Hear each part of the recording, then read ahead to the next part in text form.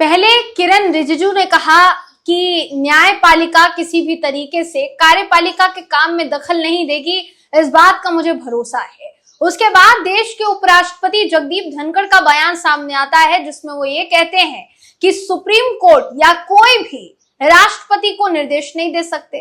फिर उसके बाद उनका ये भी बयान सामने आता है कि संसद ही सुप्रीम है।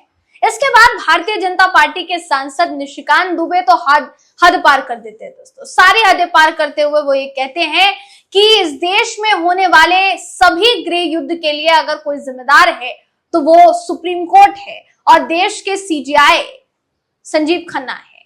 इसके बाद अब वक्फ कानून को लेकर जो समय दिया गया सरकार को, जिस समय के तहत सरकार को कुछ डॉक्यूमेंट्स हलफनामे के तहत पेश करने थे सुप्रीम कोर्ट में, वो हलफनामा सरकार ने अब दायर कर दिया है दोस्तों। और अब सरकार ने भी वही बातें दोहराई है जो चाहे उपराष्ट्रपति हो, चाहे किरण रिजिजू हो, चाहे निशिकांत दुबे हो, इन तीनों ने सुप्रीम कोर्ट को लेकर कही। इन्होंने कहा, केंद्र सरकार ने इस हलफनामे में साफ साफ कह दिया है कि ये जो कानून बना है ये बहुत सोच समझकर बनाया गया है, इसलिए इसे रद्द नहीं किया जाना चाहिए, इस पर रोक नहीं लगा सकती है सुप्रीम कोर्ट। ये कहा है दोस्तों हलफनामे में केंद्र सरकार ने। मैं इस पूरी खबर में आपको बताऊंगी कि वक्फ कानून को लेकर अब नया अपडेट निकलकर क्या सामने आया है। आखिर तक इस वीडियो को आप जरूर देखिएगा। नमस्कार, मेरा नाम है जयंती झा और आप देख रहे हैं दी कंटाक। दोस्तों, खबर बहुत ही अहम है और बहुत ही जरूरी है। देखिए, बीते कुछ समय में वक्फ कानून को लेकर जिस तरीके से विरोध दर्ज किया गया, चाहे फिर वो मुस्लिम संगठनों की तरफ से हो, मुस्लिम समुदाय की तरफ से हो, फिर मामला कई याचिकाओं के जरिए सुप्रीम कोर्ट पहुंचता है। अब सुप्रीम कोर्ट में केंद्र सरकार ने हलफनामा दायर करते हुए ये भी कहा है कि कानून को रद्द नहीं किया जा सकता है, इसलिए कानून रद्द ना करे सुप्रीम कोर्ट। इसके अलावा ये भी कहा गया है हलफनामे में साफ साफ कि जितनी भी याचिकाएं इस कानून के विरोध में दर्ज की गई हैं, उन तमाम याचिकाओं पर रोक लगाई जानी चाहिए। पूरा मामला क्या है, जरा इसको समझते हैं। तकरीबन 1000 से ऊपर, जी हाँ, 1000 से ऊपर पन्नों का यह हलफनामा है। 1300 से ऊपर का आंकड़ा बताया जा रहा है अब पन्नों का, कागजों का, जो यह हलफनामा दायर किया है केंद्र सरकार ने सुप्रीम कोर्ट में।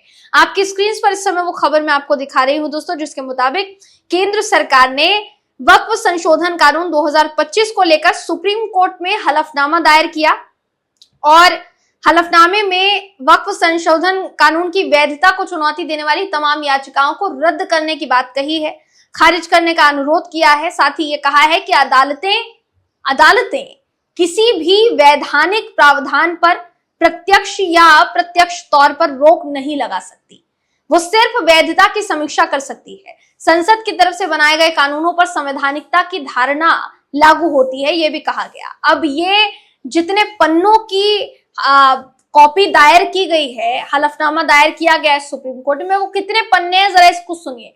1332 पन्ने, 1332 पन्नों की ये पूरे के पूरे हलफनामे की कॉपी दायर की गई है सुप्रीम कोर्ट में दोस्तों। हलफनामा दायर किया गया है सुप्रीम कोर्ट में, जवाबी हलफनामा है ये, जिसके लिए सुप्रीम कोर्ट ने 7 दिन का वक्त दिया था।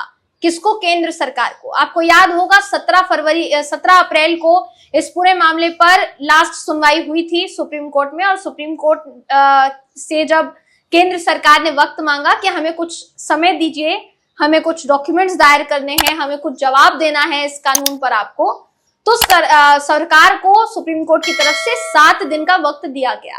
अब उसी 7 दिन के वक्त के बाद जवाबी हलफनामा जो है सुप्रीम कोर्ट की तरफ से सुप्रीम कोर्ट में दायर किया गया है केंद्र सरकार की तरफ से। अब इस बात का इंतजार किया जा रहा है कि क्योंकि इससे पहले सुप्रीम कोर्ट ने कहा था कि जैसे ही इस पूरे मामले पर जल्द से जल्द सुनवाई के तहत केंद्र सरकार का जवाब सामने आता है, केंद्र सरकार जवाबी हलफनामा दाखिल करती है, उसके 2 से 3 दिन बाद आपको समय मिलेगा। आप उतने समय में जल्द से जल्द जितना हो सके अपना जवाब दाखिल कर दें। यानी केंद्र सरकार के इस जवाब पर अब जवाब सामने आएगा। किसका? याचिकाकर्ताओं का जवाब सामने आएगा। जो याचिकाकर्ता मुस्लिम संगठनों से भी थे, कई पार्टियों से भी बिलोंग कर रहे थे दोस्तों, जिसमें असदुद्दीन ओवैसी से लेकर आप टीएमसी की बात कर लीजिए, समाजवादी पार्टी की बात कर लीजिए, बहुत तमाम पार्टियों के नेतागण सुप्रीम कोर्ट याचिका के जरिए पहुंचे थे। अब उनको अपना जवाब जो है दाखिल करना पड़ेगा केंद्र सरकार की बात पर। अब केंद्र सरकार ने क्या कहा है इस हलफनामे में, इसको जरा समझ लीजिए। केंद्र सरकार ने कानून का बचाव किया है इस हलफनामे में और कहा है कि 2013 के बाद वक्फ भूमि में 20 लाख हेक्टेयर से ज्यादा की बढ़ोतरी हुई। इसके लिए निजी और सरकारी संपत्तियों पर अतिक्रमण किया गया और वक्फ के पहले के प्रावधानों का दुरुपयोग किया गया।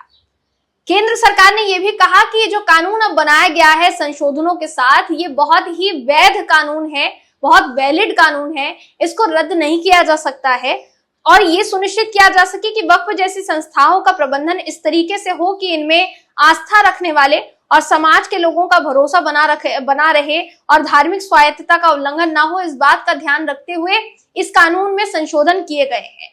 केंद्र सरकार ने यह भी कहा कि यह कानून वैध है और विधायी शक्ति के वैध प्रयोग का परिणाम है।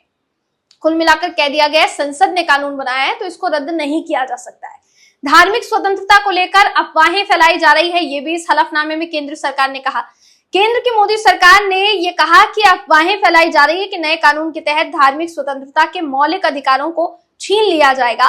अदालत विधायी क्षमता और संविधान के अनुच्छेद 32 के तहत मौलिक अधिकारों के उल्लंघन के आधार पर कानून की समीक्षा कर सकती है। आगे सरकार ने यह भी कहा दोस्तों जवाब में कि जितने भी राजनीतिक दलों के सदस्य हैं और जिनकी संसदीय समिति थी, उस संसदीय समिति ने बड़े सोच समझ के साथ बहुत ही चीजों को ध्यान में रखते हुए, कानून को ध्यान में रखते हुए, कानून के दायरे में ये वक्फ अधिनियम में जो है वो संशोधन किए हैं।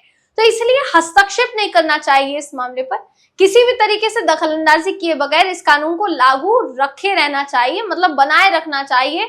ऐसे कानून को रद्द करने का अधिकार एक तरीके से देखा जाए तो सुप्रीम कोर्ट के पास नहीं है, ये कहते हुए कहीं ना कहीं नजर आया है सुप्रीम कोर्ट। ऐसे में सवाल सबसे बड़ा दोस्तों यहाँ पर ये माफ कीजिएगा, सुप्रीम कोर्ट ने ये कहते हुए नजर आया है केंद्र सरकार। सवाल सबसे बड़ा दोस्तों यहाँ पर यही खड़ा हो रहा है कि केंद्र सरकार की तरफ से ये जो बातें कही गई है सुप्रीम कोर्ट में, ये उन बातों से हूबहू मेल खाती है जो चाहे जगदीप धनखड़ ने कही हो, चाहे किरण रिजिजू ने कही हो, चाहे निशिकांत दुबे ने कही हो। तमाम नेताओं के बयानों से मेल खाती हुई केंद्र सरकार की ये जवाबी हलफनामा बहुत सी बातों की तरफ इशारा कर रहा है कि आगे चलकर इसका जो विरोध है किस पैमाने पर हो सकता है। देखिए, पहले से ही विरोध बहुत तेज था, वक्फ कानून को वापस लेने की बात कही जा रही थी। अभी हाल ही में पहलगाम का जो हमले से जुड़ी जो खबर सामने आई, ये जो खबर सामने आई दोस्तों, इससे पहले एक बड़ी सभा का देखिए आयोजन किया गया था और वो जो आयोजन किया गया था वो दिल्ली के तालकटोरा स्टेडियम में किया गया था। तालकटोरा स्टेडियम में मुस्लिम समुदाय के लोग भारी तादाद में मौजूद रहे। जितने भी राजनीतिक संगठनों के, दलों के जितने भी लोग हैं, नेता हैं, वो मौजूद रहे और उन्होंने इस कानून को रद्द करने की मांग जो है बार बार दोहराई और ये कहा कि कानून को स्वीकार नहीं करेंगे। अब सबसे जरूरी बात यहाँ ये हो जाती है कि जो समय केंद्र सरकार को दिया गया वही समय अब दूसरे पक्ष यानी याचिकाकर्ता के पक्षों को भी दिया जाएगा। वो अपने हलफनामे में क्या जवाब देते हैं या प्रतिक्रिया देते हैं केंद्र के हलफनामे पर, ये देखने वाली बात होगी। और इसके बाद दोनों की बातों को, जवाबों को ध्यान में रखते हुए सुप्रीम कोर्ट किस निष्कर्ष पर पहुंचता है, ये भी सोचने समझने वाली बात होगी। तो देखना होगा दोस्तों क्या अपडेट निकलकर मामले में सामने आता है। तब तक हमारी नजर इस पूरे मामले पर बनी हुई है, आप भी बनाए रखें। कोई अपडेट निकलकर सामने आती है दोस्तों तो वो लेकर मैं फिर हाजिर हो जाऊंगी। फिलहाल इस खबर में बस इतना ही। आपकी राय हमें कमेंट करके जरूर बताइएगा। अगली वीडियो में आपसे फिर मुलाकात होगी, तब तक के लिए नमस्कार।